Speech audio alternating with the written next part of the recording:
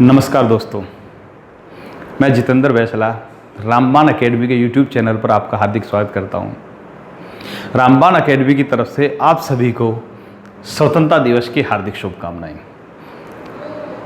तो भाई शुरू करते हैं। देखिए, अभी जैसे हमने चला रखा जीके, रीजनिंग, मैथ मिक्स में भी ले रहे हैं भाई हम, तो कुछ भाइयों के कमेंट्स आ रहे हैं कि भैया वो वाली फीलिंग कुछ कुछ आने लगी है जो हमारी क्लास में होती है, ऑफलाइन क्लास में होती है। तो जो हमारी ऑफलाइन क्लास कर चुके हैं आज उनको वही पुरानी वाली फीलिंग दिवा देते हैं हम। जैसे आप ऑफलाइन क्लास में फीलिंग होती है उसी तरह से हम शुरुआत करते हैं आज। तो शुरू करते हैं भाई। जो हमारी ऑफलाइन क्लास जिन्होंने नहीं ली है वो भी समझ जाएंगे कि हम ऑफलाइन क्लास में आते ही करते क्या हैं। तो शुरुआत करते हैं आज की क्लास। तो सर, मैं आपको कुछ क्वेश्चंस दे रहा हूँ। हमारा यही होता है सर, ऑफलाइन क्लास में आते पहले ही 4-5 क्वेश्चन दे देते हैं। तो वही फीलिंग देने के लिए आज शुरुआत करते हैं। पहले क्वेश्चन तो रीजनिंग के क्वेश्चन है, आप ट्राई करेंगे, ठीक है।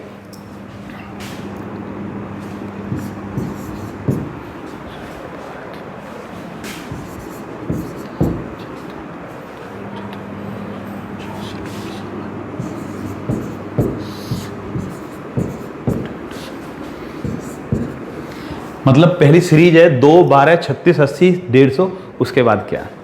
दूसरा क्वेश्चन है भाई,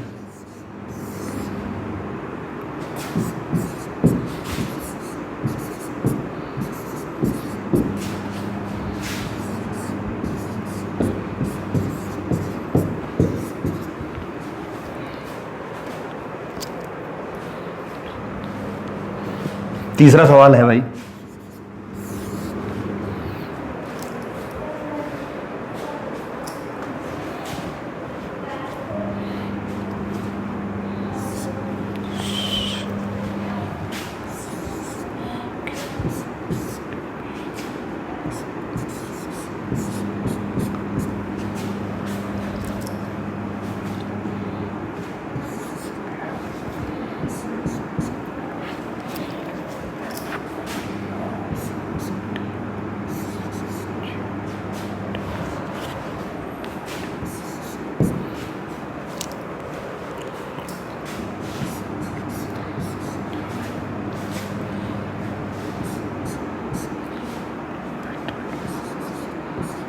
ये लास्ट में HVIWJ है।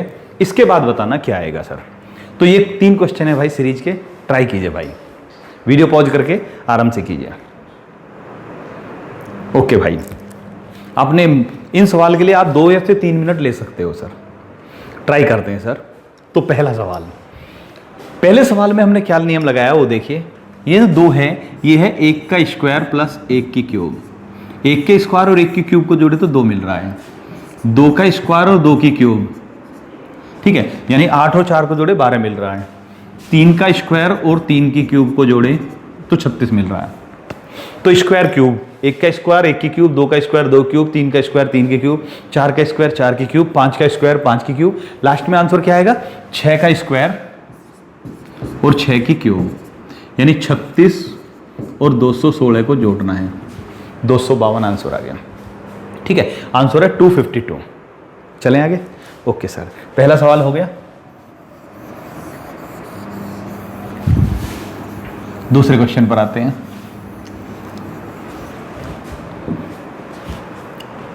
दूसरे सवाल में भी सीरीज का ही है, हमने तीनों ही सवाल सीरीज के दिए। तो इसमें कितने का अंतर है? 9 का। आगे 25, आगे 49, फिर 81। इस पर बहुत सारे भाई कंफ्यूज भी हुए होंगे जिन्होंने गैप नहीं देखा होगा, और जिन्होंने गैप देखा होगा आराम से हो गया होगा। 3 का वर्ग, 5 का वर्ग, 7 का वर्ग, 9 का वर्ग, आगे आएगा 11 का वर्ग। 11 का वर्ग यानी 121 जोड़ेंगे। 121 जोड़ेंगे तो कितना आ गया? 301। आंसर 301 है, ठीक है भाई। ओके, अगले क्वेश्चन पर।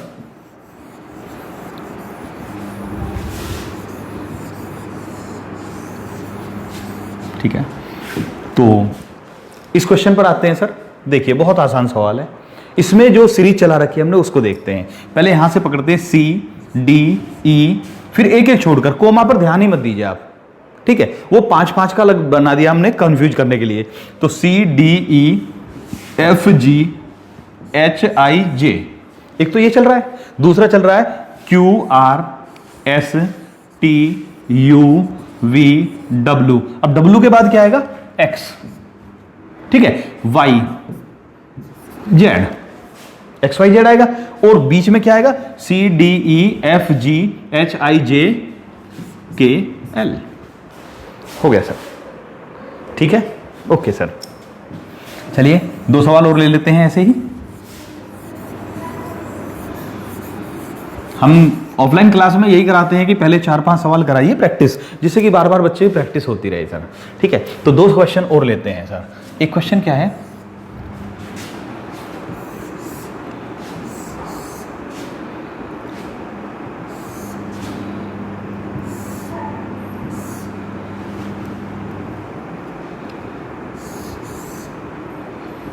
सॉरी,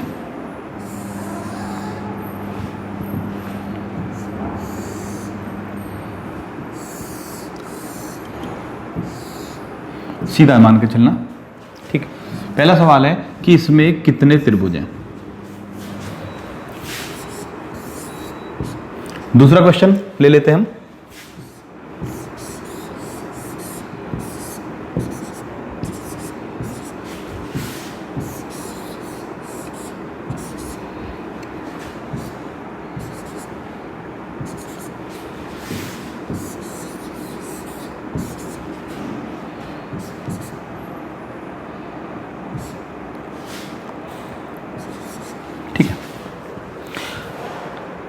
दूसरे क्वेश्चन में पूरे पासे को सोल्व करना है, ट्राई कीजिए भाई।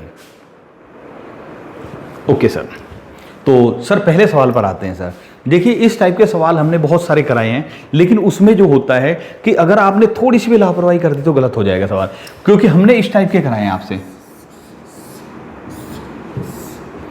अब इस चित्र में और इसमें अंतर है सर, ठीक है। अब इसमें जो है कि बच्चे कई बार दिमाग में ये होता है कि बहुत ज्यादा त्रिभुज ही देता है, तो हमने इस चित्र में जो ज्यादा त्रिभुज वाला उसको नहीं दिया, जिसमें बहुत कम त्रिभुज है उसको दिया है। सर इसमें ढूंढने हैं हमें, तो कितने त्रिभुज है वो ढूंढने हैं। देखिए ये त्रिभुज यहां तो है ही नहीं कोई, ठीक है। तो पहला त्रिभुज ये बनता है, दूसरा ये बनता है और तीसरा ये बनता है। और कुछ है क्या कहीं? नहीं है, क्योंकि अगर आप इसको लें तो ये त्रिभुज नहीं है सर, ठीक है। तो केवल कितने त्रिभुज है? 3 ही त्रिभुज है, और कोई त्रिभुज नहीं है इसमें। ओके ठीक है, दूसरे पर आते हैं सर। कई बार ऐसा भी है एग्जामिनर रख देता है कि बच्चा सोचने पर मजबूर हो जाए, यार इतने कम तो नहीं दिए होंगे। आए हुए हैं सर, दिल्ली पुलिस ने पूछा है जिसमें सिर्फ पूरे चित्र में 6 या 7 ही त्रिभुज होते हैं सर, ऐसे भी आते हैं सर। तो आ जाते हैं इसमें क्या है, देखिए सर हमें इस पूरे पासे को सोल्व करना है, तो हमने क्या बताया था, कोई से भी 2, अगर 3 दे रखे तो कोई से 2 पकड़िए। इसको सोचिए कि है ही नहीं, इन दोनों में कुछ कॉमन है, 5 कॉमन है, इधर भी 5 है इधर भी 5 है। अब एक अंक कॉमन हो तो एक अंक गायब भी होगा। अब ऐसा संख्या ढूंढिए ऐसी जो इनमें से गायब है। 5 कॉमन है और 4 गायब है, क्योंकि 1 से 6 तक ही होते हैं। तो 5 कॉमन है, 6 गायब है। कॉमन के विपरीत होता है गायब, तो 5 के विपरीत क्या हो गया 4। जो कॉमन है और जो गायब है एक दूसरे के विपरीत होते हैं। अब इसको भूल जाइए, इन दोनों में कुछ कॉमन है 1, इन दोनों से गायब क्या है 6, 1 और 6 विपरीत है, बच के आ गए 2 और 3, 2 के विपरीत 3 होगा, 5 के विपरीत 4, 1 के 6 और 2 के अपोजिट में क्या होगा 3 होगा सर। ओके ठीक है सर, तो ये थे हमारी थोड़ी सी प्रैक्टिस। अब आगे बढ़ते हैं, टॉपिक पर आ जाते हैं। तो आज का हमारा टॉपिक है मैथ, और उसके बाद जीके। पहले मैथ फिर जीके। तो मैथ में आ जाते हैं भाई। देखिए अभी तक हम प्रतिशतता के 4 भाग बता चुके हैं, आज फाइनल करा देते हैं प्रतिशतता में। देखते हैं, पहले इस टाइप के सवाल आते हैं। एक वस्तु की कीमत प्रत्येक वर्ष 20% कम हो जाती है।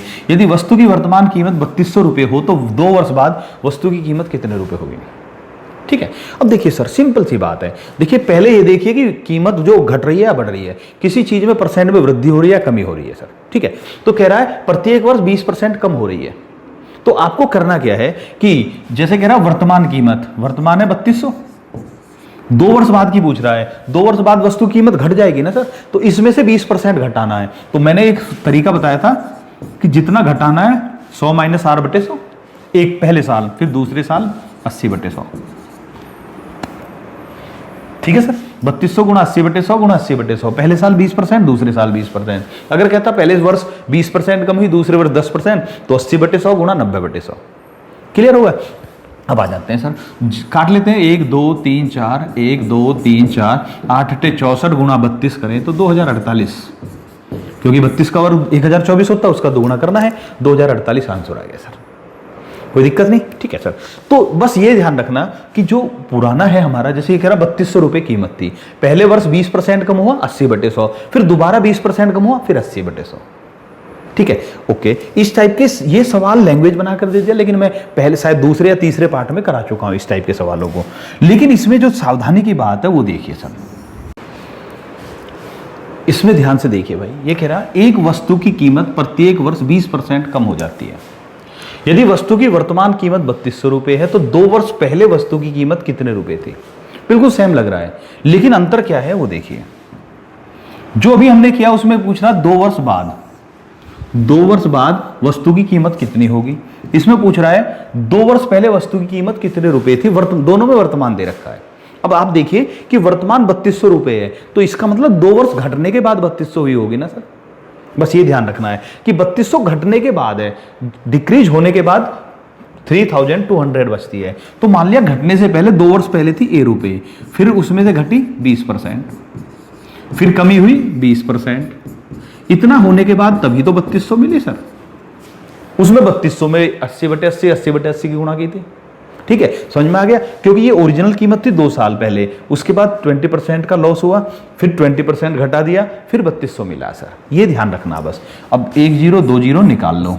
ए बराबर कितना आ गया 3200 गुणा 100/8 गुणा 8। इसको वहां भी काट सकते थे, लेकिन अभी हम वहां काटेंगे तो फिर ज्यादा बड़ी कैलकुलेशन होगी, तो इसलिए हमने क्या करा, इसको ले गए तो ये गुणा में पहुंच गया और 8 और 8 भाग में आ गए। 8 से कितनी बार कटा 4, 8 चौके 32 400। 8 से कितनी बार कटा 50, 50 गुणा 100 करें 5000। तो इस सवाल का आंसर 5000 आया। पहले का आंसर 2048 था, 2048, इसका 5000।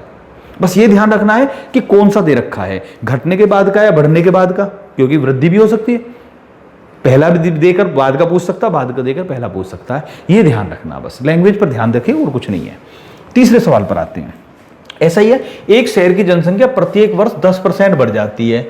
यदि शहर की वर्तमान जनसंख्या 4 लाख हो तो 2 वर्ष बाद शहर की जनसंख्या, 2 वर्ष बाद मतलब उस समय ये बताइए बढ़ जाएगी ना, और अभी 4 लाख है तो 2 वर्ष बाद तो और बढ़ जाएगी, तो कितनी हो जाएगी, वर्तमान 4 लाख गुणा 110/100 गुणा 110/100। या तो ऐसे कर लो, नियम तो यही है, सिंपल सा नियम है, और कुछ नहीं करना। 1 2 3, ठीक है, 121 गुणा 4000। जब 121 गुणा 4000 की गुणा करेंगे तो 4 8 4 1 2 3 4,84,000 आंसर आ जाएगा, ठीक है। या फिर डायरेक्ट कर सकते हैं। डायरेक्ट कैसे, वो भी आ जाइए। वो तो आप जानते ही हैं 20% 10% क्या होता है। देखिए पहले कितनी है 4 लाख है, तो ये कैलकुलेशन आप मुझबानी कर सकते हैं। एक साल में बढ़ी 10%, 10% यानी 40,000, 40,000 बढ़कर कितनी हुई 4,40,000। अगली साल बढ़ेगी फिर 10%, 4,40,000 का 10% यानी 1 0 हटा दी 44,000, 44,000 और बढ़ जाए तो कितनी हो जाएगी, बोलिए भाई 4,40,000, 44,000 जोड़े तो 4,84,000। डायरेक्ट भी कर सकते हो आप, लेकिन ये कहां कर पाते हैं, जहां पर जिसमें संख्या में मतलब प्लस हो रहा है या माइनस हो रहा है। अगर उसी संख्या को पूछा जो शुरुआत में थी या जहां पर प्लस माइनस करना, तो गड़बड़ हो जाती है सर। इसलिए हम कहते हैं कि डायरेक्ट फॉर्मूला जो तरीका है उसी को अपनाना चाहिए, जैसे, ठीक है। वो तो क्लियर हो गया। अब मान लिया इसमें शहर की जनसंख्या वाले में भी ये पूछ सकता था सर, जैसे कह रहा है, मतलब इसी को बढ़ा देते हैं हम, 10% की जगह 20% ले लेते हैं। एक शहर की जनसंख्या प्रत्येक वर्ष 20% बढ़ जाती है। एक शहर की जनसंख्या हर वर्ष 20% बढ़ जाती है। यदि शहर की वर्तमान जनसंख्या, इसको हटा देते हैं, यदि शहर की वर्तमान जनसंख्या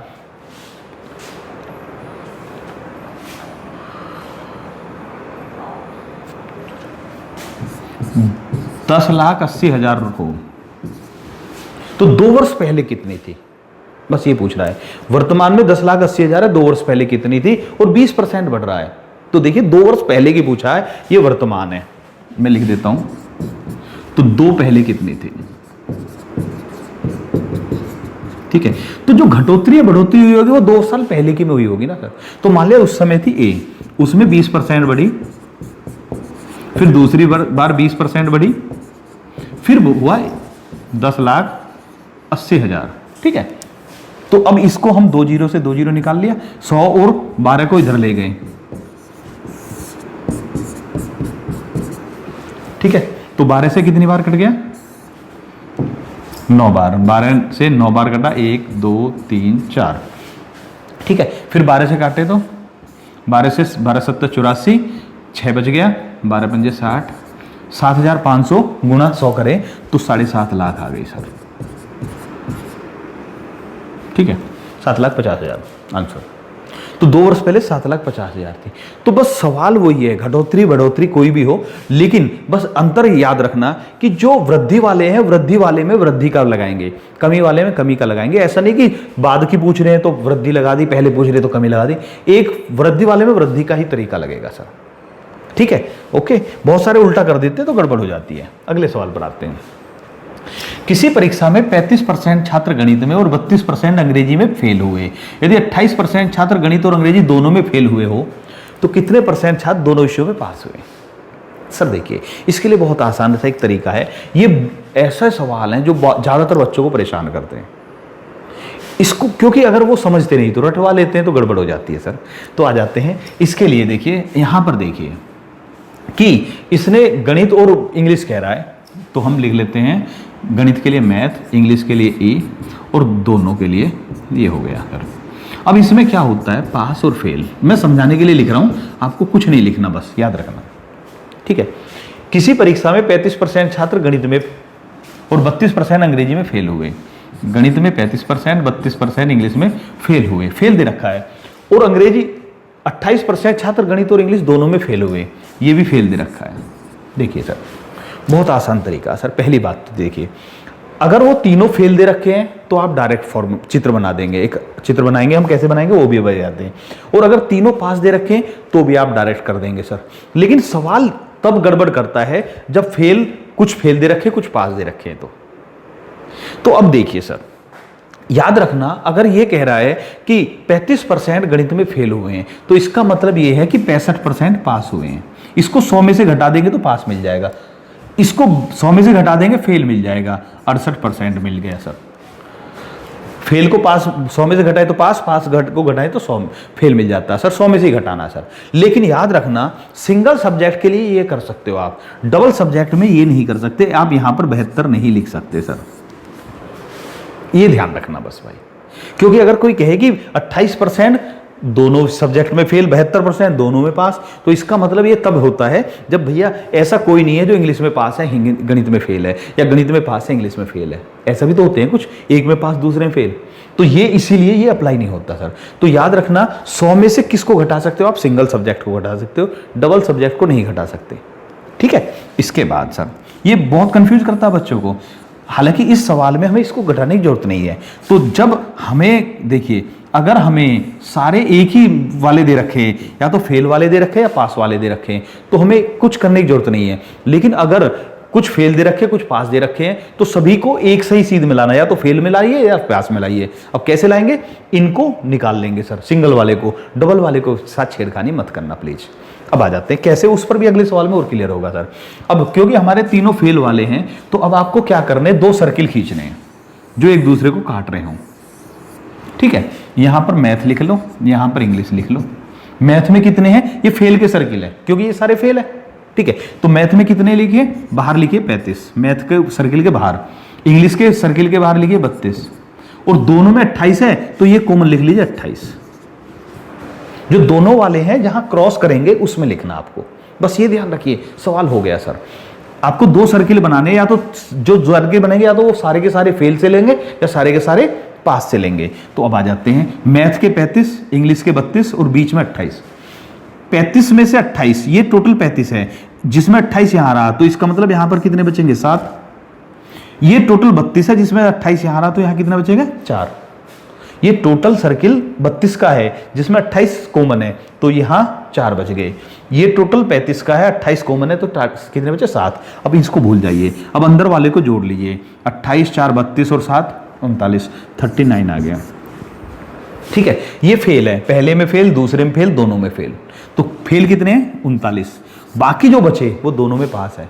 अब जो दोनों में पास है 100 से जितना कम रहेगा वही आंसर। 100 में से घटाएं 39 को, कितना बचा भैया? 61% दोनों में पास है। कितने परसेंट छात्र दोनों विषयों में पास है? 61%।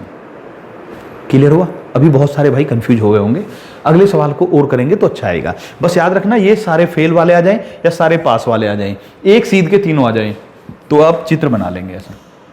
अगले सवाल को देखते हैं। किसी परीक्षा में 30% छात्र गणित में, 25% अंग्रेजी में फेल हुए। याद रखना ये फेल है। 65% छात्र गणित और अंग्रेजी दोनों में पास हुए। 65% पास है। अब यहाँ फेल और पास दिया है, तो अभी क्योंकि पहली बार सवाल कर रहे हैं बहुत सारे भाई, तो इसलिए मैं फिर बना देता हूँ सर। मैथ, इंग्लिश और दोनों पास और फेल। किसी परीक्षा में 30% छात्र गणित में और 25% अंग्रेजी में फेल हुए। गणित में कितने भैया? 30%। इंग्लिश में कितने? 25%। फेल है सर ये। और 65% छात्र गणित और अंग्रेजी दोनों में पास हुए, तो यहां पर पास दे रखा 65%। उसमें तीनों एक सीध में थे, यहां पर दो इधर आ गए, एक इधर आ गया। ठीक है, तो हमें चित्र कब बनाना है? जब तीनों एक सीध के हों, या तो तीनों फेल वाले हों या तीनों पास वाले हों। आ जाते हैं भाई। अब इसके लिए क्या करेंगे हम? मैंने बताया इसको आप 100 में से घटाकर 35 नहीं लिख सकते, इनको घटा सकते हो आप।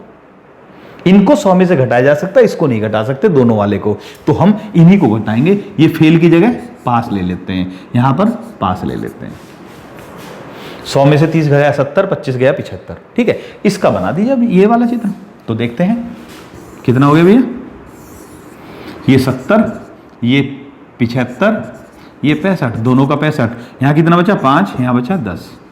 ठीक है, अब आप समझ गए होगे तो आपको चित्र ही बनाना बस। 70, 75, 65। 70 में से 65 गए 5, 75 में से 65 गए 10। कितना हो गया? 80। टोटल करें 80। 80% पास है दोनों में, क्योंकि हम पास की कैलकुलेशन कर रहे हैं। तो बचे क्या? दोनों के फेल। दोनों के फेल कितने हुए? 20%। आंसर आ गया 20%। आगे से ध्यान रखना, ये सब मत बनाना प्लीज। ओके, हालांकि अगर कंफ्यूजन है तो बना भी सकते हैं, लेकिन जरूरत ही नहीं है इसकी। ठीक है, जैसे एक सवाल और ले लेते हैं हम, देखते हैं। ये अभी दूसरे लेवल का है, पहले इसी लेवल का एक और ले लेते हैं हम सवाल के लिए, आपके लिए सिंपल वही बनाते हैं। ठीक है, मैथ, इंग्लिश दोनों, ये पास ले लिया हमने, ये फेल ले लिया। ठीक है, मैथ इंग्लिश दोनों ले लिया। अब मैथ में क्या है? मैथ में ये कह रहा है कि 72% पास हुए। मैथ में 72% पास हुए। इंग्लिश में 26% फेल हुए। इंग्लिश में 26% फेल हुए। और दोनों सब्जेक्ट में जो है, जो पास हुए हैं वो हुए हैं 64%। आपको बताना दोनों में कितने परसेंट फेल हुए। ऐसा भी तो आ सकता है, ये पास दे दिया, ये फेल दे दिया, ये दोनों में पास हो गया सर। तो अब हमें करना क्या है? हमें क्या लेना है? क्योंकि दोनों में पास दे रखा तो इसी को लेना पड़ेगा। तो 26 है तो यहां कितना आ गया? 74। अब 72, 74, 64। 72, 74, यहां 64, यहां 8, यहां 10। ठीक है भाई, यहां 10 हो गया, यहां 8 हो गया। कितना हो गया? 74 और 8, बोलिए भाई 82। 82% पास है। 82% पास है तो फेल, दोनों में फेल कितने हैं बताइए? 18%। आंसर आ गया। देखिए, ये तरीका ऐसा है जो कभी गलती के गुंजाइश नहीं छोड़ता, इसलिए हम इस पर जोर दे रहे हैं। अगले सवाल को पढ़ते हैं। किसी कंपनी में 65% कर्मचारी चाय पसंद करते हैं, 52% कर्मचारी दूध पसंद करते हैं। यदि कंपनी का प्रत्येक कर्मचारी या तो चाय या फिर दूध पसंद करता है, यानी ऐसा कोई नहीं है जो चाय कॉफी कुछ पसंद नहीं करता हो, या तो चाय पसंद कर रहा है दूध पसंद कर रहा है। कॉफी गलती से बोल दिया मैंने, दूध है। तो कितने % कर्मचारी चाय और दूध दोनों पसंद करते हैं? अगर कभी भी ऐसा सवाल आए जिसमें या तो फर्स्ट है या सेकंड है या दोनों है, ऐसा कोई नहीं है जो ना तो फर्स्ट है ना सेकंड। ठीक है, मतलब दो चॉइस हैं, दोनों में से या तो पहली चॉइस रखनी पड़ेगी या दूसरी रखनी पड़ेगी या दोनों चॉइस रखनी पड़ेगी। आप एस्केप नहीं कर सकते कि भैया मैं तो ना तो फर्स्ट रख रहा ना सेकंड रख रहा। तो अगर ऐसा कभी सवाल आए तो बहुत आसान है। ये पूछ रहा कितने % कर्मचारी दोनों चीज यूज करते हैं, तो आप इन दोनों को जोड़ेंगे, 65 और 52 को जोड़िए। तो 65 और 52 को जोड़ते हैं तो यहाँ आ गया 7, 117। ठीक है, तो ऐसी स्थिति में जब ये 100 से जितना ज्यादा आ जाए तो समझ जाना उतने परसेंट ही कॉमन है। 100 से जितने परसेंट ज्यादा आ जाए उतना, 100 से ज्यादा आ रहा 17, इसका मतलब 17% ऐसे हैं जो चाय भी पसंद करते हैं और दूध भी पसंद करते हैं, दोनों कॉमन है सर। ठीक है, कोई दिक्कत नहीं। 100 से जितना परसेंट ज्यादा आ जाए, जितना ज्यादा है उतनी परसेंट दोनों पसंद करते हैं। जैसे एक और सवाल लेते हैं, किसी गांव का प्रत्येक व्यक्ति या तो क्रिकेट पसंद करता है या फिर फुटबॉल पसंद करता है। गांव में 74% व्यक्ति क्रिकेट पसंद करते हैं, 51% व्यक्ति फुटबॉल पसंद करते हैं। यदि गांव के 1800 व्यक्ति क्रिकेट और फुटबॉल दोनों पसंद करते तो गांव की कुल जनसंख्या कितनी आ जाते हैं सर? क्रिकेट वाले 74, फुटबॉल वाले 51, कितना हो गया? 125। तो इसका मतलब 25% ऐसे हैं जो दोनों पसंद करते हैं, 25% दोनों को पसंद करते हैं। ठीक है, 100 से ज्यादा यही आ रहा है। अब ये कह रहा है यदि गांव के, यहां तक हो चुका हमारा सवाल, यदि गांव के 1800 व्यक्ति क्रिकेट और फुटबॉल दोनों पसंद करते हैं, 25% दोनों पसंद करते हैं, यहां कह रहा 1800 व्यक्ति पसंद कर रहे हैं, तो इसका मतलब 25% 1800 है, तो 100% कितना होगा भैया? जब 25% 1800 तो 100% कितना हो गया भैया? 100% हो गया 7200। 4 गुना कर दो बस आंसर, क्योंकि 25% चौथा ही होता है, तो 100 जब 25 दे रखा 100% करना तो 4 की गुना करनी है। ओके, 7200 गांव की कुल जनसंख्या है। क्लियर हुआ सर? ओके, ठीक है, अगले क्वेश्चन पर आते हैं। अब वो टाइप के हो चुके हैं भाई, इसको बाद में पढ़ना। इस टाइप के सवाल हो चुके हैं तो आप प्लीज इस टाइप के सवालों को अपने किसी भी किताब में से करके जरूर देखना सर। ओके, आगे बढ़ते हैं। अमित के पास कपिल से 180 रुपए अधिक हैं। अमित के पास दोनों के धन के योग का 56% है, तो कपिल के पास कुल कितने रुपए हैं? ठीक है, अब देखिए सर, सवाल बहुत आसान है, लेकिन हो क्या रहा है सर? हो ये रहा है कि लैंग्वेज थोड़ी सी टफ है, आप ट्राई करके देख सकते हो। लैंग्वेज थोड़ी सी भटका रही है, बहुत आसान सवाल है। आ जाते हैं, अमित और कपिल। अमित के पास कपिल से 180 रुपए अधिक है, उसको बाद में देखेंगे। अमित के पास दोनों के धन के योग का 56% है, जितना इनका टोटल धन है उसका 56% अमित के पास है। जब 56% इसके पास है तो इसके पास कितना? 44%। कितना फालतू है? 12%। इसके पास 12% फालतू है टोटल का, क्योंकि ये 56 है, ये 44 है, 12% का अंतर है। और ये कह रहा है अमित के पास कपिल से 180 रुपए अधिक है, तो 12% बराबर 180, तो इसका मतलब 1% बराबर 180 बटे 12 है। कितना हो गया भैया? 15 है। अगर पूछे कि टोटल धन कितना तो 1500 रुपए। 1% 15 तो 100% 1500। लेकिन पूछ क्या रहा है? तो कपिल के पास कितना धन है? कपिल के पास है 44%। जब 1% 15 है तो 44% कितना होगा?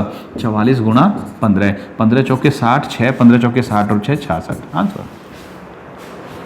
ओके, ठीक है भाई, कोई डाउट नहीं। देखिए लैंग्वेज है और कुछ नहीं है, सवाल बहुत आसान था। अगले क्वेश्चन पर चल रहे हैं सर। बहुत अच्छा सवाल है, बहुत ही जबरदस्त। किसी टेस्ट में 900 छात्रों ने हिस्सा लिया। टेस्ट में जितने छात्र फेल हुए उतने ही प्रतिशत छात्र पास हुए। टेस्ट में फेल छात्रों की संख्या कितनी थी? जो फेल छात्रों की संख्या बतानी है, फेल छात्रों की संख्या। ट्राई कीजिए भाई, वीडियो पॉज करके जरूर करके देखिए, बहुत अच्छा सवाल है। ओके, ठीक है, अगर ये हो गया तो दूसरा सवाल भी कीजिए। किसी टेस्ट में 150 छात्रों ने हिस्सा लिया। टेस्ट में जितने छात्र फेल हुए उतने ही प्रतिशत छात्र पास हुए, तो टेस्ट में फेल छात्रों की संख्या कितनी थी? बिल्कुल ऐसा ही संख्या बदल रही है सब, ट्राई कीजिए। ओके, मुझे उम्मीद है आपने दोनों कर लिए होंगे। आते हैं सर दोनों पर, ठीक है। किसी टेस्ट में 900 छात्रों ने हिस्सा लिया। टेस्ट में जितने छात्र फेल हुए, फेल, देखिए कुछ छात्र फेल हुए कुछ पास हुए, ठीक है, और कुल क्लियर, ठीक है। तो ये पूछ रहा फेल छात्रों की संख्या कितनी थी? तो अब एक काम करते हैं हम, फेल छात्रों की संख्या ए। अब क्या कह रहा है? किसी टेस्ट में 900 छात्रों ने हिस्सा लिया। टेस्ट में जितने छात्र फेल हुए उतने ही प्रतिशत छात्र पास हुए।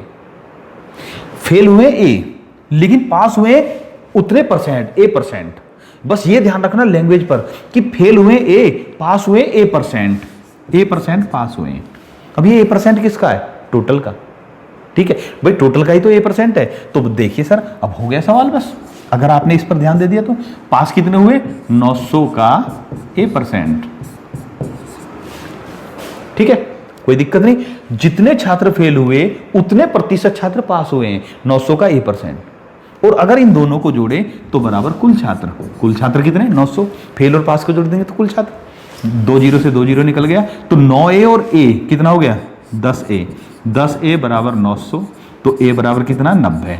90 क्या माना हमने, फेल छात्रों की संख्या 90 है, आंसर 90। 90 छात्र फेल हुए, 90% छात्र पास हुए। चेक कर सकते हैं सर। अब हम हमारा आंसर कितना आया, 90। तो देखते हैं हमारे कुल छात्र कितने हैं, 900।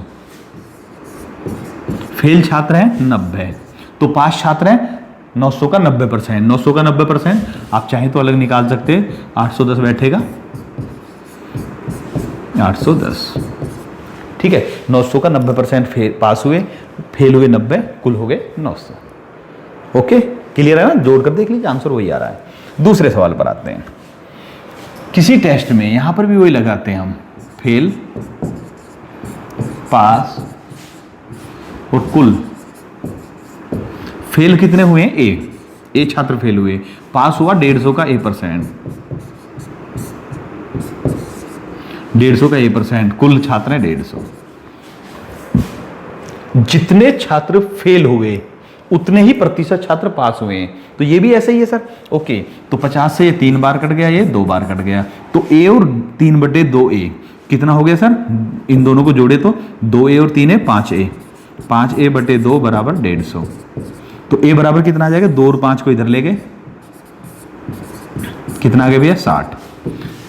यहां पर 60 छात्र फेल हुए हैं, 60% छात्र पास हुए हैं। ओके, 60 छात्र फेल हुए हैं, 60% छात्र पास हुए हैं। अगले क्वेश्चन पर आते हैं सर, 11। ये दिल्ली पुलिस कांस्टेबल 2007 में पूछा गया सवाल है, इसलिए मैंने लिख दिया स्पेशल, आपको शंका ना रहे जिससे कि। यदि 40 का 15% किसी संख्या के 25% से 2 अधिक है तो वह संख्या बताओ। ट्राई कीजिए भाई। बहुत अच्छे, ठीक है। ये कह रहा है 40 का 15%, आप मुजबानी भी कर सकते हैं ना, बराबर किसी संख्या के 25% से 2 अधिक। यही कह रहा ना सर। बस बहुत सारे क्या करते हैं, जल्दबाजी में इतना रहते हैं कि आसान सवाल को भी छोड़ देते हैं। ठीक है, किसी 40 का 15%, यदि 40 का 15% किसी संख्या A का 25% से 2 अधिक है। ओके, तो करते हैं सर इसको। अगर आप चाहें तो इसको काट लेते हैं, 20 से 2 बार, ये 5 बार, ये 3 बार, 6 हो गया, तो 25 चौका 100, तो A/4 जमा 2 बराबर 6। 2 को इधर ले आएंगे तो क्या हो जाएगा, घट जाएगा, बराबर 4 रह गया, ये खत्म हो गया। A/4 4 है, तो A बराबर कितना आ गया, 16, आंसर। ठीक है, क्लियर। जैसा बोला उसी हिसाब से लगाइए, कैलकुलेशन कर दीजिए। एक और सवाल,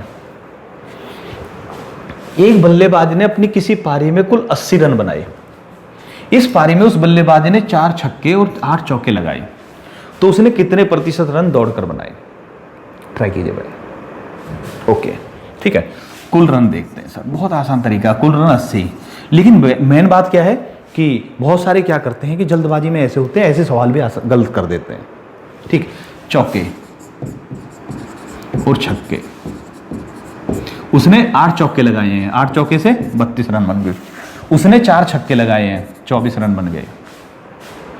उसने 8 चौके लगाए हैं, 8 चौके 32 और 4 छक्के लगाए तो 24 हो गए। ठीक है, तो उसने टोटल जो रन बिना दौड़े लिए हैं, ये तो बिना दौड़े हो गए ना।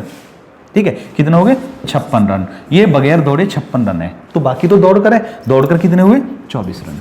क्योंकि 80 में से 56 ये घटा दिए, बाकी 24 है, उसने सिंगल डबल करके भाग कर लिए। तो उसने कह रहा है उसने कितने प्रतिशत रन दौड़कर बनाए, तो ये 80 में से 24 है, तो कितने परसेंट है, 30%। क्योंकि 1 0 हटाएंगे 8, 8 बराबर 10%, तो 24 बराबर कितना हो गया, 30%। ओके भाई, ठीक है, यहां तक आपका क्लियर हो चुका है। ये आपका मैथ का हमारा प्रतिशतता वाला चैप्टर लगभग क्लियर, लगभग इसलिए कहता हूं मैं क्योंकि नए नए सवाल बनते रहते हैं और वो हम प्रैक्टिस में ही करा सकते हैं। आपका हमारी तरफ से प्रतिशतता क्लियर है सर। ठीक है, ओके, लगभग हर तरह का सवाल हम बता चुके हैं 5 के 5 पार्ट में। अब हम शुरू करते हैं जीके। आज का जीके है मिक्स जीके। ओके, लाते हैं सर हम।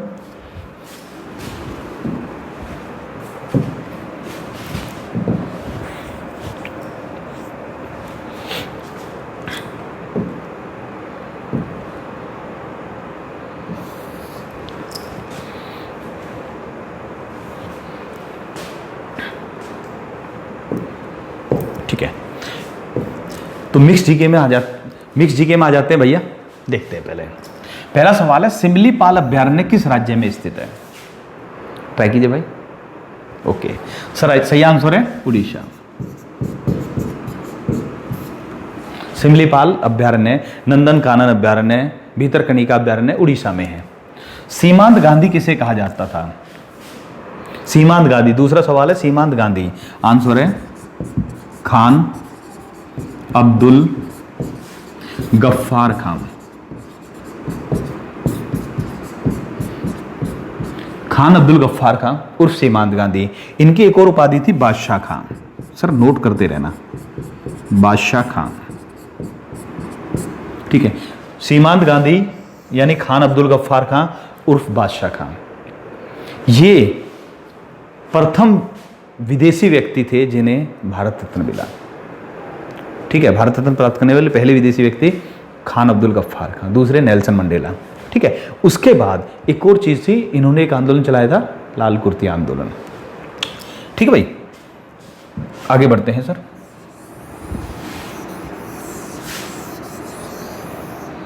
क्वेश्चन नंबर 3, शांति स्वरूप भटनागर पुरस्कार किस क्षेत्र में दिया जाता है? तो ये दिया जाता है साइंस या विज्ञान के क्षेत्र में। भारत में विज्ञान के क्षेत्र का पुरस्कार है या साइंस के क्षेत्र का पुरस्कार है शांति स्वरूप भटनागर पुरस्कार। क्लियर है? अगले पर आते हैं, डकवर्थ लुईस शब्द किस खेल से संबंधित है? क्रिकेट। आंसर है क्रिकेट। क्रिकेट में अगर मान लिया किसी कारण से मैच को बीच में रोकना पड़े, बारिश आ गई सर, तो ऐसे में सपोज कीजिए ऐसा हो गया कि 50 ओवर का मैच चल रहा है, ए टीम है 50 ओवर खेल चुकी है और बी टीम ने 40 ओवर ही खेले हैं कि बारिश आ गई, तो ऐसी स्थिति में पहले मैच ड्रॉ करने पड़ते थे, ड्रॉ घोषित होते थे। तो जिस टीम की अच्छी स्थिति होती थी उसको बुरा लगता था, यार हम तो जीते हुए थे, ड्रॉ हो गया। तो ऐसे इससे बचने के लिए डकवर्थ लुईस नियम का प्रयोग किया गया। वो स्थिति के अकॉर्डिंग कि किसकी स्थिति मजबूत है उसको विजेता घोषित कर देते हैं सर। ठीक है, कौन सा नियम लगाते हैं उसमें एक सिस्टम होता है, वो डकवर्थ लुईस नियम होता है सर। ठीक है भाई, आगे चलते हैं। अंतर्राष्ट्रीय योग दिवस किस तिथि को मनाया जाता है? सभी जानते हैं भाई, बोलिए सर। ओके सर, जून में 21 जून 21 जून को अंतर्राष्ट्रीय योग दिवस मनाया जाता है। ठीक है, इस दिन क्या होता है सर कि मतलब उत्तरी गोलार्ध में सबसे बड़ा दिन भी होता है सर, सबसे बड़ा दिन और सबसे छोटी रात होती है 21 जून को, इसलिए 21 जून को क्या होता है भैया? अंतर्राष्ट्रीय योग दिवस मनाया जाता है। ठीक, आगे चलते हैं। शिकागो में 1893 ईस्वी में विश्व धर्म सम्मेलन में भारत का प्रतिनिधित्व किसने किया था? 1893 में शिकागो अमेरिका में पूरे वर्ल्ड के धर्म के जो लोग थे, सभी धर्मों के जो मेन व्यक्ति थे, उनका एक सम्मेलन हो रहा था। तो भारत की तरफ से कौन थे?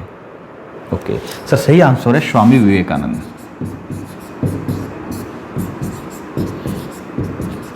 इस धर्म सम्मेलन में स्वामी विवेकानंद ने जो भाषण दिया था वो इतना प्रसिद्ध हुआ था कि अगले दिन पूरे वर्ल्ड के अखबारों में स्वामी विवेकानंद की ही चर्चा थी सर। ठीक है, स्वामी विवेकानंद। आगे चलते हैं सर। झावेरी बहनें किस नृत्य से संबंधित है? अगला सवाल है, झावेरी बहनें किस नृत्य से संबंधित है? तो सही आंसर है मणिपुरी, मणिपुरी नृत्य। सर एक एक चीज को नोट करते हुए चलेंगे। झावेरी बहनें मणिपुरी नृत्य से संबंधित है सर, क्योंकि हम आज मिक्स के मूड में ही हैं तो काफी कुछ मिल जाएगा आपको, लेकिन मिक्स में। अगला सवाल है, कौन सी मछली तालाब से मच्छरों को समाप्त कर देती है? तालाब में मच्छर ज़्यादा हो गए हैं तो उनसे छुटकारा पाने के लिए गैम्बूशिया नामक मछली को छोड़ा जाता है। कौन सी है? गैम्बूशिया फिश। गैम्बूशिया मच्छरों को समाप्त कर देती है सर। ओके, 8 हो चुके हैं सर। देखिए, मैं सभी अलग अलग जगह से उठाए गए सवाल हैं, लेकिन इंपॉर्टेंट बहुत है सर, सारे बार बार रिपीट होने वाले सवाल हैं, इसलिए एक भी सवाल मिस नहीं होना चाहिए आपका। ओके, अगला क्वेश्चन, चिश्ती परंपरा का संस्थापक किसे माना जाता है? अब देखिए, चिश्ती जो परंपरा है उसमें कई सारे हुए हैं सर, लेकिन इसका संस्थापक किसे माना जाता है? तो आंसर है भैया मोइनुद्दीन चिश्ती। मोइनुद्दीन चिश्ती। एक सलीम चिश्ती भी हुए हैं, मोइनुद्दीन चिश्ती भी हुए हैं। मोइनुद्दीन चिश्ती का मकबरा कहाँ है? अजमेर में। अजमेर में जो दरगाह है, अजमेर शरीफ की दरगाह जो मोइनुद्दीन चिश्ती की है। सलीम चिश्ती की कहाँ? फतेहपुर सीकरी में है। सलीम चिश्ती की दरगाह फतेहपुर सीकरी में। दिल्ली में किसकी दरगाह? निजामुद्दीन औलिया की है सर। ओके, तो मोइनुद्दीन चिश्ती चिश्ती परंपरा के संस्थापक माने गए हैं सर। ओके, आगे बढ़ते हैं। एफिल टावर किस देश में स्थित है? कौन से देश में भैया? फ्रांस में। पेरिस में है, फ्रांस में एफिल टावर। ओके, इसके बाद क्वेश्चन नंबर 11, यदि कोई ठोस पदार्थ बिना द्रव में बदले सीधे गैस में बदल जाए तो यह प्रक्रिया क्या कहलाती है? जैसे अभी हम किसी ठोस पदार्थ को गर्म करते हैं तो वो पहले क्या होगा? लिक्विड बनेगा। पहले सॉलिड है, गर्म करने पर लिक्विड बनेगा, लिक्विड के बाद फिर वो भाप बनेगा सर। ओके, लेकिन अगर कोई ऐसा पदार्थ हो जो गर्म करें तो बिना द्रव में बदले सीधे गैस बन जाए तो वो क्या होता है? उस प्रक्रिया को बोलते हैं सर ऊर्ध्वपातन, सबलाइमेशन। इंग्लिश में बोलते हैं इसको सबलाइमेशन। ठीक है, जैसे कपूर, नौसादर, आयोडीन आदि। कपूर और नौसादर याद रखना सर। तो आपने देखा होगा अगर कपूर को हम गर्म तवे पर रखें तो उसमें जो है वो डायरेक्ट भाप बनता है सर। ठीक है, लिक्विड नहीं होता, तो बड़ा अजीब सा इफेक्ट देता है कपूर। ठीक है, क्वेश्चन नंबर 12 बहुत अच्छा क्वेश्चन है, 12वां भी। हालांकि हमने जितने भी क्वेश्चन लिए हैं बहुत ही अच्छे हैं। आसान इसलिए लगते हैं क्योंकि ये बार बार सामने आते हैं, और बार बार सामने इसलिए आते हैं क्योंकि अच्छे ज़्यादा होते हैं सर। इसलिए ऐसे सवाल को मिस नहीं करना चाहिए। करेवा किस राज्य से संबंधित कृषि योग्य क्षेत्र है? करेवा किस राज्य से संबंधित कृषि योग्य क्षेत्र है? आंसर है जम्मू कश्मीर। ठीक है, हालांकि अब वो विघटन हो चुका है, लेकिन अभी आप जम्मू कश्मीर याद रखिए सर। करेवा जो है किसकी खेती के लिए? जो केसर की खेती होती है जम्मू कश्मीर में। जम्मू कश्मीर में केसर की खेती बहुत होती है, तो उस क्षेत्र में जहां पर होती है तो पहाड़ की तलहटी में थोड़े से समतल स्थान बनता है जिसमें केसर की खेती होती है, उस एरिया को बोलते हैं करेवा। ठीक है, आगे बढ़ते हैं सर। भारत का सबसे कम जनसंख्या घनत्व वाला राज्य कौन सा है? जनसंख्या घनत्व यानी पॉपुलेशन डेंसिटी। तो भारत का सबसे कम जनसंख्या घनत्व वाला राज्य है अरुणाचल प्रदेश।